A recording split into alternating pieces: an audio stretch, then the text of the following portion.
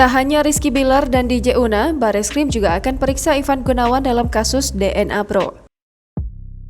Kasus robot trading DNA Pro menyeret sejumlah publik figur yang diduga turut mempromosikan aplikasi tersebut.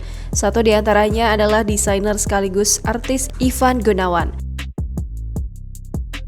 Kasubdit 1 Direktorat Tindak Pidana Ekonomi Khusus Bareskrim, Kombes Pol Yuldi Yusnan menyampaikan bahwa Ivan Gunawan direncanakan akan diperiksa pada Kamis 14 April 2022 mendatang.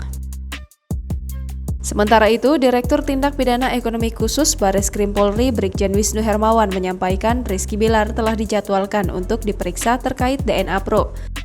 Dia akan diperiksa pada Rabu 20 April 2022 mendatang. Namun Wisnu tidak menjelaskan apakah Lesti Kejora turut diperiksa bersama Rizky Bilar. Yang jelas, selain Rizky Bilar, penyidik juga akan memeriksa Putri Una Astari Tamrin alias DJ Una.